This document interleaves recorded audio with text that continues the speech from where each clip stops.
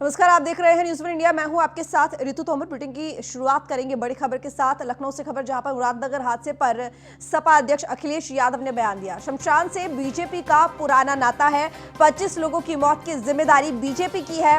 बालू से शमशान की छत बनवाई गई। तो बता दें कि 25 लोगों की मौत का जिम्मेदार अखिलेश यादव ने बीजेपी को बनाया है।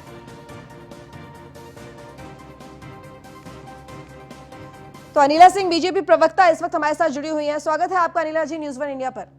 जी अनिला जी, सपा अध्यक्ष अखिलेश यादव ने बयान दिया है कि 25 लोगों की मौत के जिम्मेदार बीजेपी है और शमशान से बीजेपी का नाता पुराना है। उनसे पूछना चाहिए, शमशान हो चाहे कब्रिस्तान हो, वो तो सबका नाता उससे होता है। अल्टीमेटली सबको वहां जाना ही होता है। शर्म आनी चाहिए। हर चीज पे राजनीति, मौत पे भी राजनीति, गलत बात है। इस प्रकार की बयानबाजी से बचना चाहिए अखिलेश यादव जी को। ये समय जो है कटाक्ष करने का नहीं होता है। हमने बहुत सारी जानें खोई हैं और न केवल संवेदनाएं, पर हमें पता है कि सारे मन बहुत दुखी हैं और इस पे भी आज अनिला जी, बीजेपी वही गवर्नमेंट है जो भ्रष्टाचार पर जीरो टॉलरेंस की बात करती है। बालू से छत बनवाया गया, मतलब जो मटेरियल था वो इस कदर मिलावटी था कि जब वहां पर काम चल रहा था बचाव दल का, उसके बावजूद उठाने के दौरान भी जो लोग अंदर दबे हुए थे उन्हें फिर से चोटें लगी हैं उस टाइम पर। तो आप जरा सोचिए कि किस कदर मिलावटी काम किया हुआ था। बजट पास तो बीजेपी ने किया, भ्रष्टाचार आखिर उसकी सरकार में हो कैसे गया, सवाल तो उठेगा। नहीं, आप बात बिल्कुल ठीक कह रहे हैं। गिरफ्तारियां इसलिए हो गई हैं। अब उत्तर प्रदेश में सैकड़ों नगर पालिका है। अगर उस नगर पालिका में इस तरीके का एक कंस्ट्रक्शन हुआ जिसमें क्वालिटी को कॉम्प्रोमाइज किया गया, तो आप क्या सोच रहे हो कि भारतीय जनता पार्टी ये चाह रही है कि मिलावट करो, लोगों को मारो? किस प्रकार की बयानबाजी कर रहे हैं अखिलेश यादव? तो अनिला जी, इसमें किसकी गलती फिर? नहीं, गलती बिल्कुल जिन लोगों ने टेंडर डाला, टेंडर जिन लोगों ने एक्सेप्ट किया और फिर जिनकी जिम्मेवारी है कि वे क्वालिटी कंट्रोल को देखें, तो उन सब की है। अनिला जी, आपको नहीं लगता कि सिस्टम में कुछ इतना लचीलापन रहा कि उन्हें भ्रष्टाचार करने का मौका मिल गया, उनको वो जगह मिल गई जिसमें उन्होंने भ्रष्टाचार कर लिया? बिल्कुल कॉम्प्रोमाइज तो क्वालिटी हुई है ना, इसीलिए गिरफ्तारियां हुई भी है ना। लेकिन अनिला जी, क्योंकि गवर्नमेंट बीजेपी की है और ये तो बीजेपी को देखना है कि सिस्टम को किस हिसाब से स्ट्रिक्ट रखना है। अगर वो स्ट्रिक्टनेस में लूजनेस आई है, शायद इसी वजह से ये भ्रष्टाचार भी हुआ है, तो उसकी जवाबदेही तो बीजेपी की भी है। सिर्फ उन लोगों पर कार्रवाई करने से जिनकी वजह से ये जान चली गई, क्या वो वापस आ जाएंगे? जाहिर सी बात है कि नहीं आएंगे। तो इस चीज को कैसे ठीक करेंगे? नहीं, देखिए, बिल्कुल जवाबदेही होती है। मैं कब इस चीज को नकार रही हूँ या पीछे हट रही हूँ? और मैंने कहा ना कि जो भी इसमें रिस्पॉन्सिबल है उनको कड़े से कड़े सजा मिलेगी। 24 करोड़ की आबादी वाला प्रदेश है, सैकड़ों नगर पालिका है, यहाँ पे सैकड़ों काम हर रोज होते हैं। इस नगर पालिका में भी होते होंगे, परंतु जो लोग इसमें जिम्मेवार हैं, जिनका ठेका दिया गया, फिर क्वालिटी कंट्रोल। अनिला जी, शायद ये बात आपके संज्ञान में भी होगी कि वहां पर जिस कॉन्ट्रैक्टर के हाथ में ये काम था, जो ठेकेदार था, राजनीतिक दबाव इतना था कि कॉन्ट्रैक्ट भी उसे ही मिला। राजनीतिक दबाव इतना था कि शिकायत के बावजूद कोई एक्शन नहीं लिया गया। उस राजनीतिक दबाव के बारे में आप क्या कहना चाहेंगी? मुझे भी जानकारी नहीं है कि किसी प्रकार का राजनीतिक दबाव था जिसकी वजह से उसको ठेका मिला। मुझे व्यक्तिगत रूप से कोई जानकारी नहीं है इस बारे में। तो अनिला जी, ऐसा है कि शिकायत हुई थी कि वहां पर जिस तरह से कंस्ट्रक्शन में मिलावटी सामान यूज हो रहा था, उसको लेकर शिकायत भी एक बार हुई, लेकिन उस शिकायत पे किसी का कोई ध्यान नहीं गया। 1 साल पहले कार्यकाल भी खत्म हो गया कॉन्ट्रैक्टर का, उसका ठेका खत्म हो गया, उसके बावजूद भी चीजें वैसे की वैसे ही चलती रही। तो ये सारी चीजें बिना राजनीतिक दबाव के, किसी साठगांठ के तो पॉसिबल ही नहीं है। सिर्फ उन 4 लोगों को अगर आप सोचें कि उनके ऊपर कार्रवाई की, चीजें खत्म, तो नहीं, क्योंकि बहुत बड़ा नेक्सस है ये, जिसकी वजह से एक के बाद एक चेन बनी हुई है, जिसका नुकसान, जिसका हर्जाना उन परिवारों ने भुगता है जिन्होंने अपने परिवारजनों को, अपने घर के सदस्यों को खोया है। बिल्कुल ठीक कह रहे हैं आप। इसलिए मैं कह रही हूँ कि जो जिम्मेवार है उन्हें सख्त से सख्त सजा मिलनी चाहिए और जल्द से जल्द मिलनी चाहिए, नजीर स्थापित होना चाहिए। क्योंकि ये मैं नहीं, पूरा देश जानता है कि योगी आदित्यनाथ जी की मंशा में कभी कोई खोट नहीं रही है। उनको भ्रष्टाचार से दूर दूर तक उनका कोई वास्ता नहीं है, परंतु ऐसे लोग अगर लिप्त पाए जाते हैं जिनकी वजह से इतना भारी जान माल का नुकसान हुआ है, तो आपको लगता है कि योगी आदित्यनाथ जी उनको बख्श देंगे? अनिला जी, आप जो कह रही हैं सारी बातें ठीक, बहुत शुक्रिया तमाम आपका न्यूज़ वन इंडिया के साथ जुड़ने के लिए। लेकिन आपको हम बता दें कि 25 लोगों की मौत का जिम्मेदार बीजेपी को बताया है अखिलेश यादव ने, सपा अध्यक्ष, जिन्होंने बयान दिया है कि बालू से शमशान घाट की छत का निर्माण हुआ। तो चलिए अब आपको सुना देते हैं कि आखिर सपा अध्यक्ष अखिलेश यादव ने क्या कुछ कहा। भारतीय जनता पार्टी के भाषणों में शमशान का रिश्ता तो बहुत पुराना है। भारतीय जनता पार्टी के नेता शमशान को बहुत पहले अपने भाषणों में कहते थे। हमें दुख है कि परिवार के लोग वहां गए और दुख में गए, इतनी पीड़ा में गए होंगे जिनके परिवार के सदस्य जिन्होंने खोया। उन्हें क्या पता था कि जिस छत के नीचे वो बैठे हैं वो छत बालू की बनी है, वो भारतीय जनता पार्टी ने बालू की छत बनाई है। भारतीय जनता पार्टी से क्या उम्मीद करोगे जो शमशान के पैसे को भी लूट ले, शमशान के भ्रष्टाचार करती हो, जो पार्टी शमशान के काम में भ्रष्टाचार करती हो। क्या अधिकारियों पे कार्रवाई कर दी? कोई जिम्मेदार है उनकी मौत का? वो तो भारतीय जनता पार्टी की सरकार खुद जिम्मेदार है। क्या मदद कर रहे हैं 2 लाख की? आपको 50-50 लाख रुपए देना चाहिए। सपा नेता मनोज यादव इस वक्त हमारे साथ जुड़े हुए हैं। स्वागत है आपका Manoj ji news one India पर।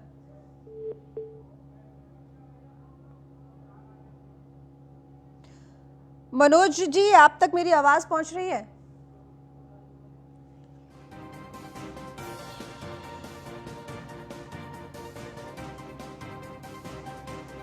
तो कोशिश की जाएगी दोबारा जुड़ने की। बता दें कि शमशान के लिए जिस तरीके से शमशान बनाने के लिए कॉन्ट्रैक्ट लिया गया और फिर उस जो मटेरियल यूज हो रहा था उसमें जिस तरीके से घपलेबाजी की गई, भ्रष्टाचार किया गया, उसका नुकसान तो उन तमाम लोगों ने भुगता ही जो इस पूरे हादसे में घायल हुए हैं और जिनकी मौत हुई है। जिसके बाद अब सपा अध्यक्ष अखिलेश यादव ने यह बयान दिया कि 25 लोगों की मौत का जिम्मेदार आखिर कौन है। बालू से शमशान की छत बनवाई गई है। जहां पर बीजेपी एक तरफ बात करती है भ्रष्टाचार को लेकर जीरो टॉलरेंस की नीति की, तो आखिर वो जीरो टॉलरेंस की नीति कहां गई?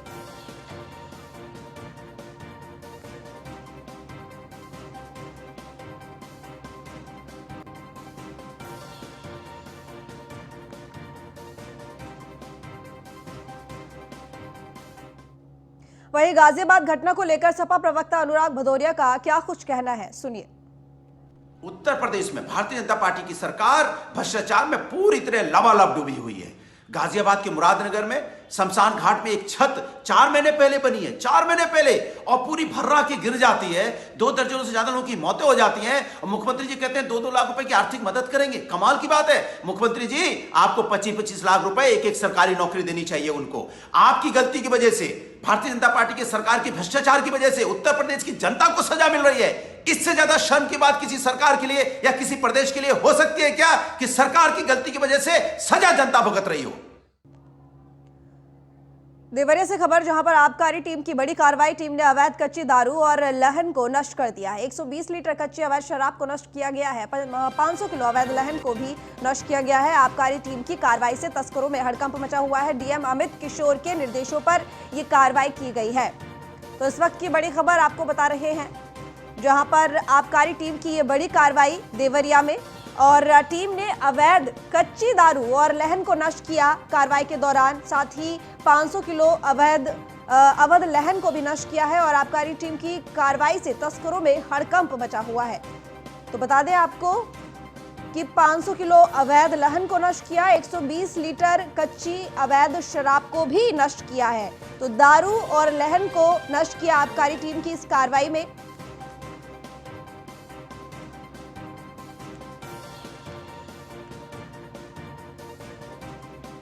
तो डीएम अमित है।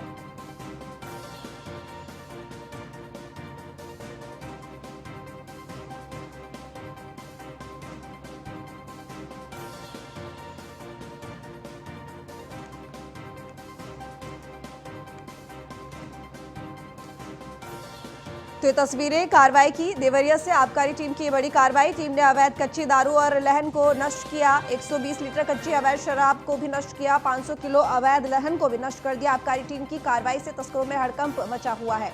तो बता दें आपको, डीएम अमित के निर्देशों पर यह कार्रवाई हुई है।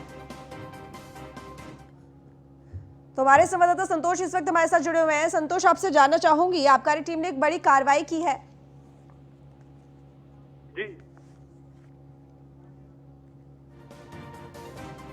आप तक हमारी आवाज पहुंच रही है? लगता हमारा संपर्क टूट गया है। तो टाइम मैगजीन में यूपी के सीएम योगी की तारीफ की गई है। बड़ी खबर आपको बता दें, टाइम मैगजीन में यूपी के सीएम योगी की तारीफ, उनके कामकाज को लेकर टाइम मैगजीन में एक बार फिर से सीएम योगी की तारीफ हुई। तो इस बार टाइम मैगजीन में यूपी के सीएम योगी की तारीफ की गई है।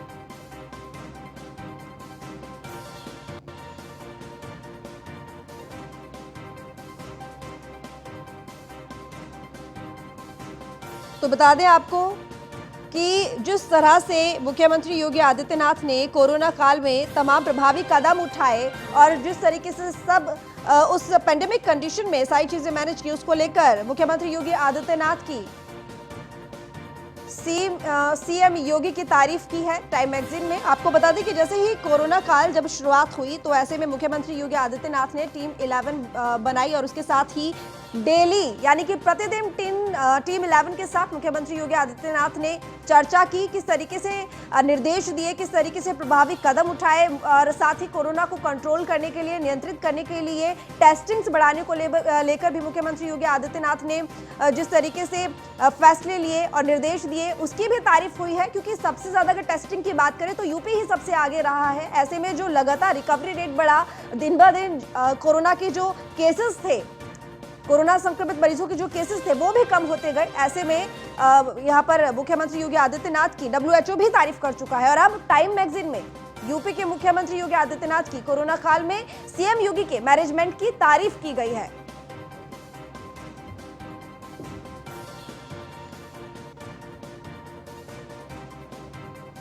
तो बता दें कि कोरोना काल में मुख्यमंत्री योगी आदित्यनाथ ने इस पेंडेमिक सिचुएशन को संभालने के लिए कई बड़े फैसले लिए, कई बड़े कदम उठाए। सबसे पहले टीम 11 बनाई जिसके साथ डेली चर्चा की कि क्या कुछ आखिर हो रहा है, जो निर्देश दिए जा रहे हैं जमीनी स्तर पर वो पूरे हो पा रहे हैं या नहीं हो पा रहे हैं। फीडबैक लिया कि किस तरीके से काम हो रहा है और जो कोरोना की चेन है उसको तोड़ने के लिए क्या कुछ कदम उठाए जा सकते हैं। इन तमाम बिंदुओं पर डेली चर्चा होती थी, प्रतिदिन चर्चा होती थी और उसका असर ये रहा कि इतना बड़ा प्रदेश, ना सिर्फ क्षेत्रफल की दृष्टि से बल्कि अगर जनसंख्या की दृष्टि से भी देखें तो भी उत्तर प्रदेश वाकई में देश में एक बड़ा प्रदेश है। और अगर यहाँ पर बात की जाए कि कोरोना संक्रमण के आंकड़े, तो उत्तर प्रदेश में कोरोना संक्रमित के जो आंकड़े वो दिन ब दिन कम होते गए। ना सिर्फ संक्रमण के आंकड़े कम हुए बल्कि इसके साथ ही जो रिकवरी रेट है वो भी पहले से बेहतर होता गया। अब ऐसे में जो मैनेजमेंट था उसकी तारीफ तो बनती ही है। WHO ने तो तारीफ की, प्रधानमंत्री नरेंद्र मोदी ने भी तारीफ की है और अब टाइम मैगजीन में आर्टिकल छपा है मुख्यमंत्री योगी आदित्यनाथ के तारीफ को लेकर, उनके कोरोना टाइम में जो मैनेजमेंट है उसको लेकर। तो टाइम मैगजीन में यूपी के सीएम योगी की ये तारीफ हुई है।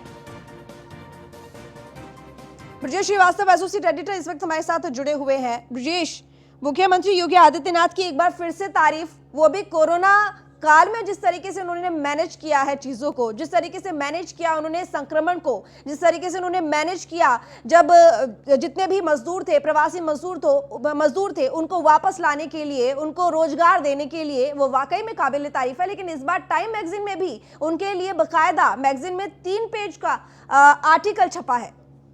सबसे बड़ी बात यह है कि दुनिया की प्रतिष्ठित मैगजीन है टाइम मैगजीन और उसमें जिस तरीके से सीएम योगी के काम का डंका बज रहा है, जिस तरीके से टाइम मैगजीन ने खुल करके सीएम योगी के काम की तारीफ की है, वो अपने आप में एक जो है एक गौरवान्वित करने वाला पल है। सबसे बड़ी बात यह कि उत्तर प्रदेश केवल देश का सबसे बड़ा सूबा नहीं है बल्कि सबसे ज्यादा आबादी होने की वजह से यहाँ पर सबकी निगाहें इस बात को लेकर के टिकी थी कि आखिर किस तरीके से कोरोना की लड़ाई उत्तर प्रदेश लड़ता है। आपको ध्यान होगा कि जब मार्च के महीने में जब लॉकडाउन लगा था उस वक्त WHO का एक बयान आया था जिसमें यह कहा गया था हमारी नजर उत्तर प्रदेश, माफ कीजिएगा, देश के कुछ बड़े राज्यों में, खास करके उत्तर प्रदेश जैसे राज्यों पर रहेगी कि आखिर वो कोरोना की लड़ाई किस तरीके से लड़ते हैं।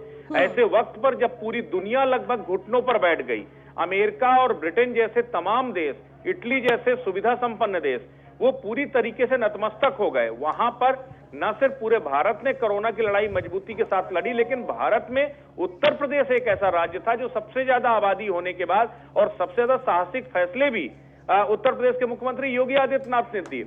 आपको याद होगा जिस वक्त प्रवासी मजदूर लाखों की तादाद में पैदल ही अपने घरों की तरफ चल पड़े थे, उस वक्त मुख्यमंत्री योगी आदित्यनाथ ने, तब जब लॉकडाउन में पत्ता नहीं हिल रहा था, उस वक्त हजारों की तादाद में बसों को लगा करके, स्पेशल ट्रेनों को चला करके प्रवासी मजदूरों को गांव-गांव, घर-घर तक पहुंचाया। और केवल पहुंचाया ही नहीं, बल्कि उनके रहने, खाने और उनके रोजगार की व्यवस्था सुनिश्चित हो। जब तक लॉकडाउन नहीं खुला तब तक उनको दोनों टाइम का भोजन मिले, उनको राशन मिले, वो व्यवस्थाएं की। और उसके बाद जैसे कोरोना काल खत्म हुआ, उसके बाद से तमाम लोगों को वहीं पर उनके गांव में, उनके जनपद में ही रोजगार मिले, इसको सुनिश्चित किया।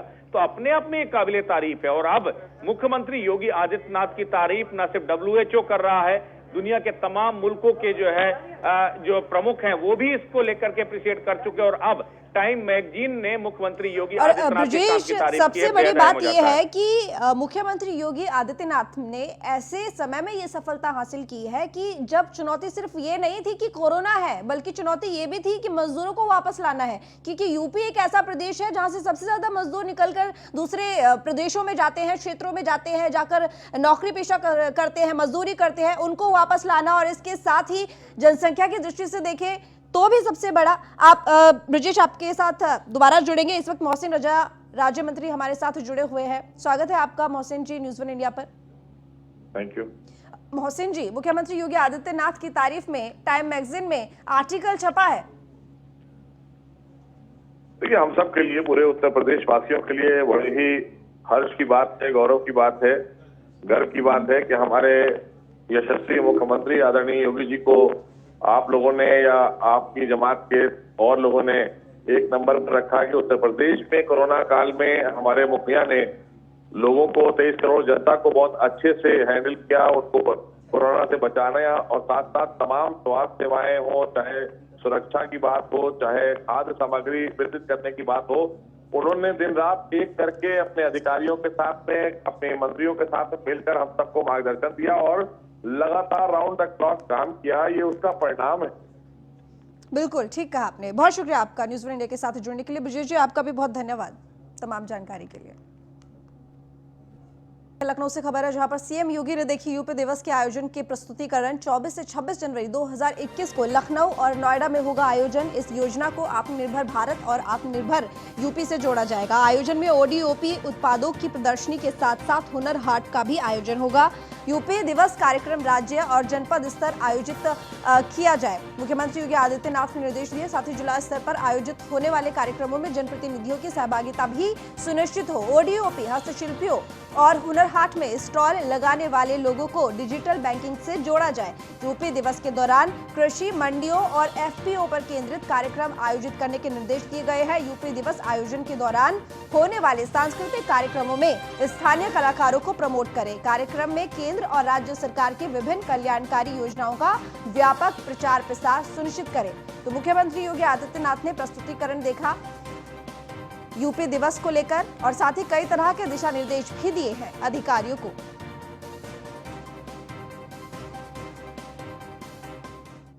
यूपी में 15 मार्च से 7 अप्रैल के बीच हो सकते हैं पंचायत चुनाव। यूपी में त्रिस्तरीय पंचायत चुनाव को लेकर तैयारियां तेज हो गई है। 10 जनवरी को पंचायत चुनाव को लेकर अहम बैठक होगी। बैठक में पंचायत चुनाव में आरक्षण को लेकर चर्चा होगी। तो इस वक्त की बड़ी खबर आपको बता दें कि यूपी में त्रिस्तरीय पंचायत चुनाव को लेकर तैयारियां तेज हो गई हैं। तारीखों की अगर बात करें तो 15 मार्च से 7 अप्रैल के बीच में पंचायत चुनाव कराए जा सकते हैं। तारीखें कभी भी आ सकती हैं। तो 15 मार्च से लेकर 7 अप्रैल के बीच में ये पंचायत चुनाव हो सकते हैं। यूपी में त्रिस्तरीय पंचायत चुनाव होने वाले हैं, जिनको लेकर तैयारियां काफी समय से चल रही है। बस इंतजार है तो तारीख का। तो 10 जनवरी को पंचायत चुनाव को लेकर अहम बैठक की जाएगी। बैठक में पंचायत चुनाव को लेकर चर्चा होगी, तारीखों को लेकर बातचीत होगी। उसके बाद ये तय किया जाएगा कि आखिर यूपी में पंचायत चुनाव कौन सी तारीख में होने हैं।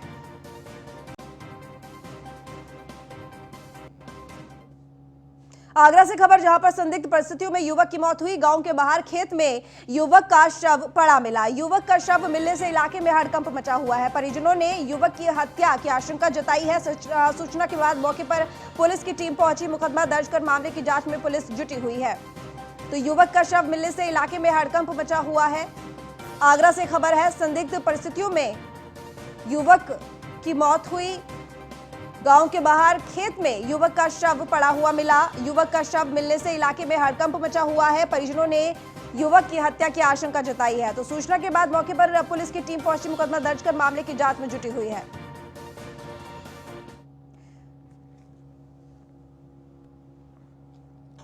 फिलहाल इस बुलेटिन में इतना ही। देखते रहिए न्यूज़ फॉर इंडिया।